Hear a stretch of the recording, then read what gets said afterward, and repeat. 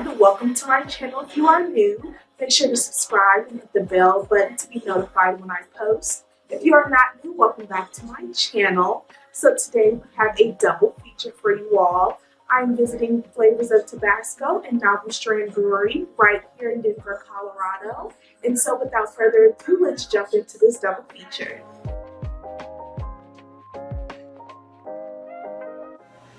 So welcome everyone. We are this is take 2 of Novel Strand. We had some technical difficulties on my part, but we are here and we're going to finish this up.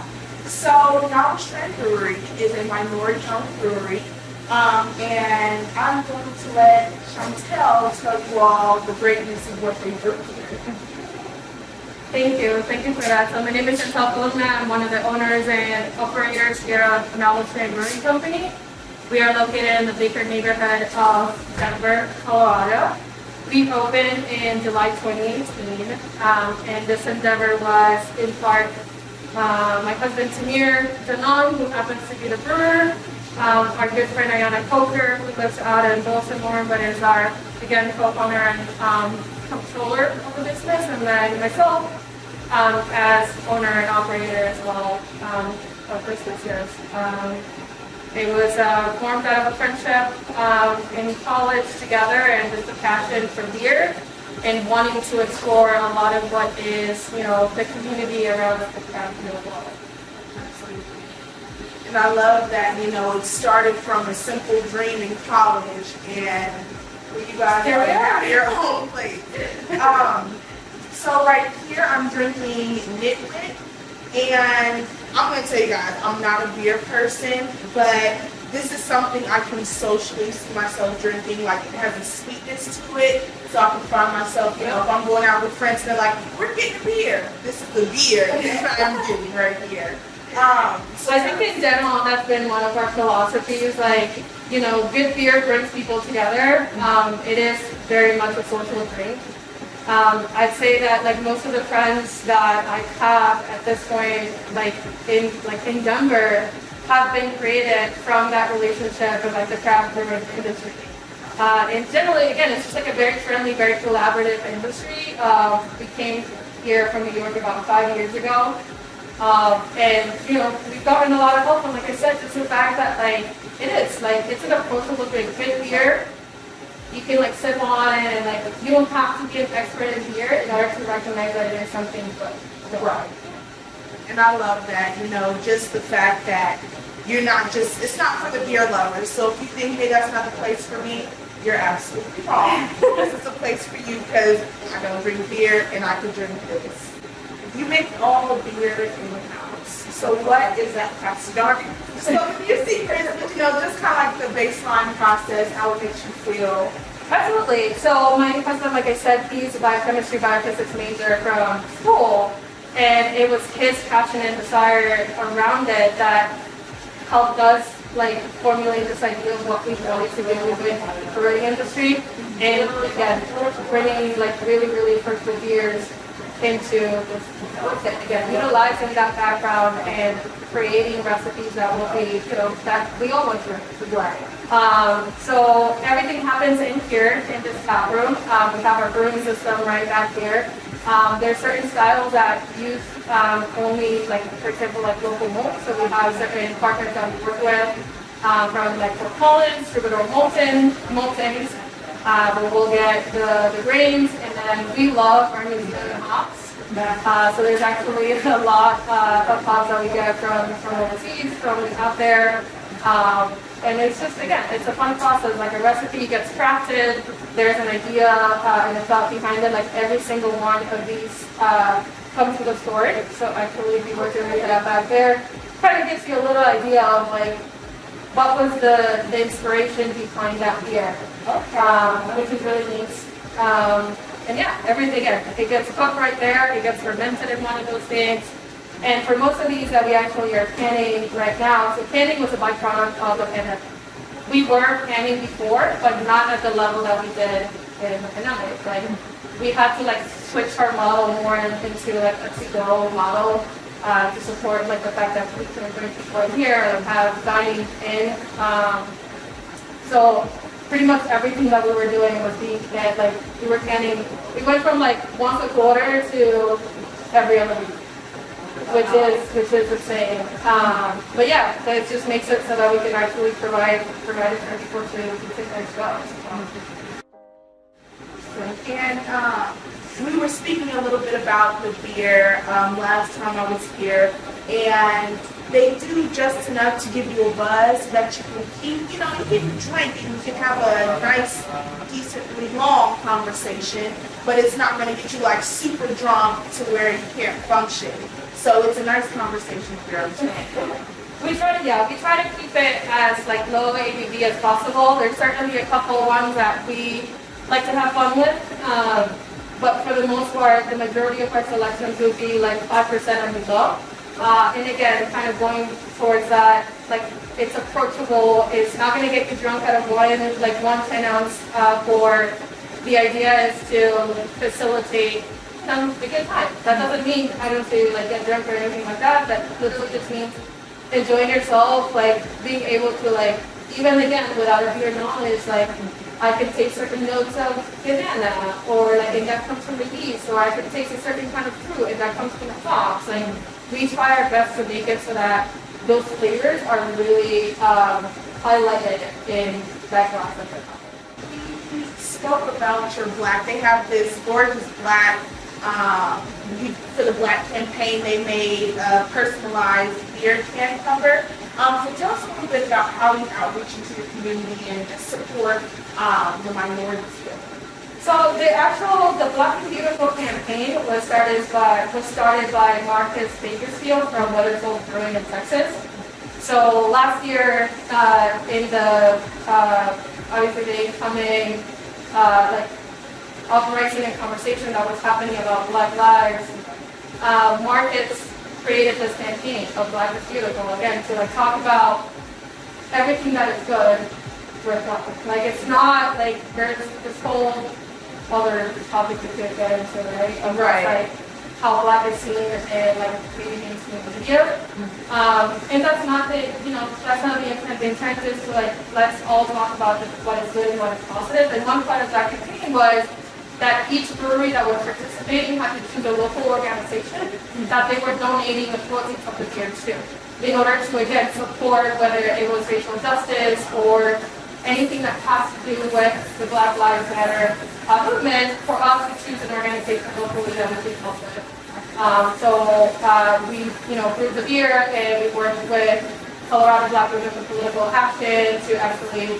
Because we were supposed to be elected too, we felt like it's a bipartisan group, but we felt like it was a group that aligned with what the campaign was looking for. So we chose to put the pros and some of the beer into that. Thank you so much, Chantel, for having me here for this delicious beer. Never thought I'd say that. And you guys, about to support this minority-owned business. Not only are you going to get good beer no matter what your taste preferences are, but they're for the cause and for the community. Thank you guys so much. Cheers.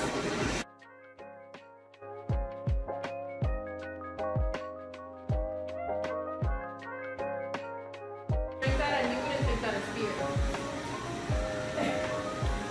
I love your face. I love your reaction to it.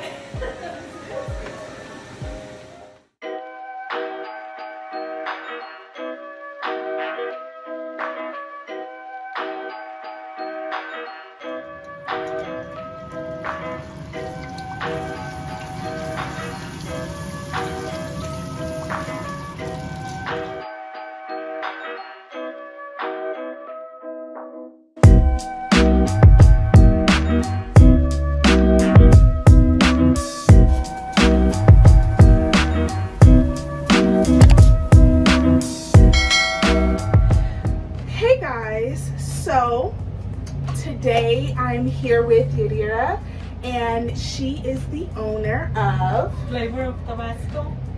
Yes, and so she has prepared these great treats for us. And while I'm eating, because she's recommended I eat it hot, so I'm going to make sure to eat it hot, but I'm going to also be asking her some questions as well.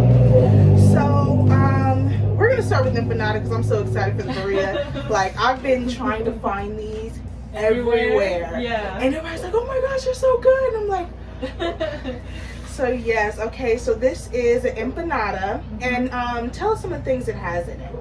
So this has cheese and then carne asada, which is beef inside. I made the top. You got 4 different ingredients that I'm not gonna mention it, but No worries. I completely understand. but to actually make that type of crunchy taste, it's a lot of work behind that. When you have to do the dough, it take me probably about an hour to make the dough that perfect. That's you know? amazing, yeah. And there's a lot with your hands that you have to kind of like be getting it all together. It's very popular. We got tinga, we got barbacoa, cheese, and asada. Asada and tinga is the most popular. Okay. And oh my gosh, she makes this dough herself, and it is just so perfect. It's like crunchy, but you see, like, it's also really soft. And I'm just gonna open this for you guys. Look at how the crust just bubbles up. Isn't that so beautiful? Ooh. And then to go with it, I have this spicy salsa. I love spicy stuff, y'all. So the empanadas, I'm from Tabasco, Mexico. It's really south of Mexico. We bake in empanadas over there. We make different type of empanadas. We make flowers empanadas. We make corn empanadas. The corn empanadas are a little bit different. They're crunchy. I do those sometimes. I throw it as a specials, but that one is the most popular. That's why I keep it in the menu. So Tabasco is big in empanadas.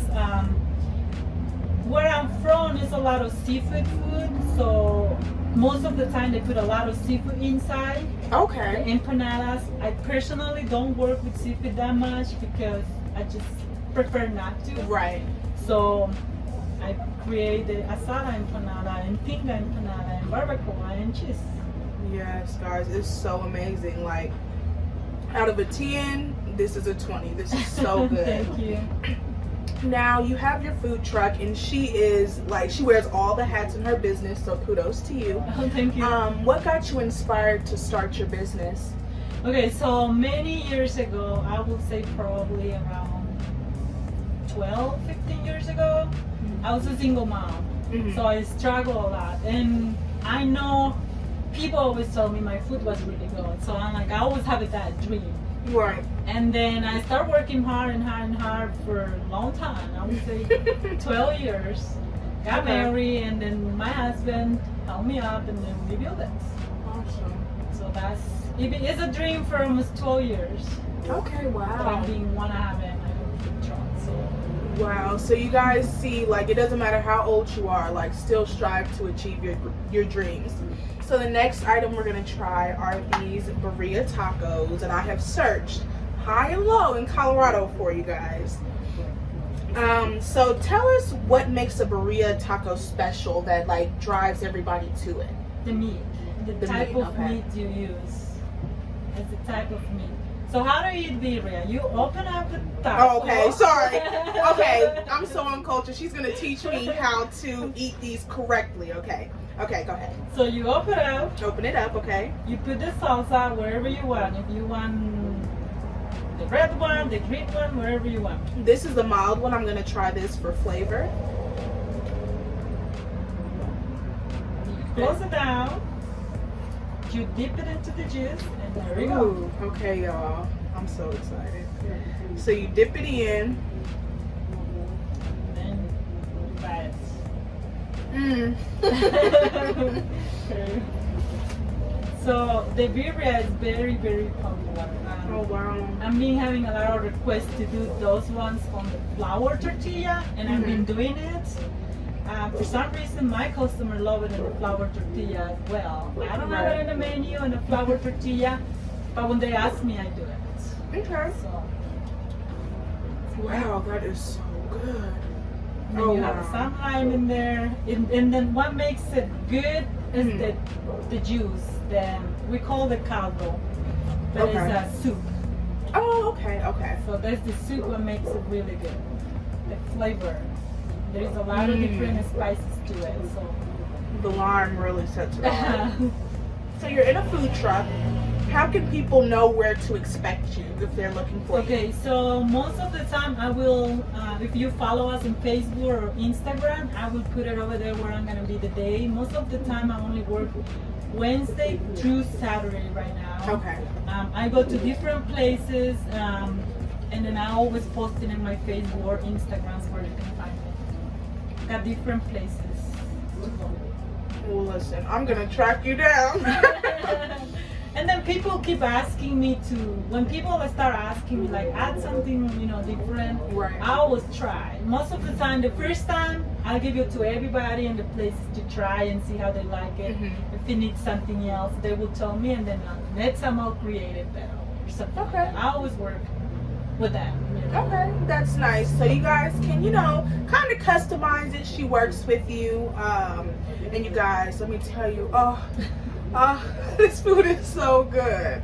Salsa's really like flavorful, like even though it's not spicy, it still gives like a nice little twang to what you're eating. The lime sets it off, and this soup is just so rich and it just does something to me, y'all. So thank you so Thank much. you. Thank you for This is coming. so delicious. Thank you. Thank you. She don't know I'm in here talking about how good this food was, but it was immaculate. It was so good. I'm taking my family here, my boyfriend, everybody.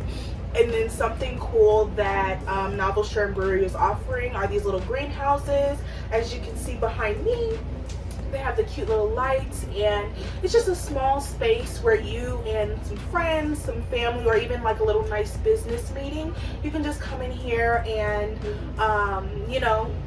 enjoy yourselves. I don't know. And then there are like little heaters so you're not cold, and that's like the biggest thing, is like trying to social distance and stay away from people during COVID, but like still trying to go out and enjoy yourself. So this is a perfect way to do that, and they make sure to like sanitize it and make sure it's all ready for you to go.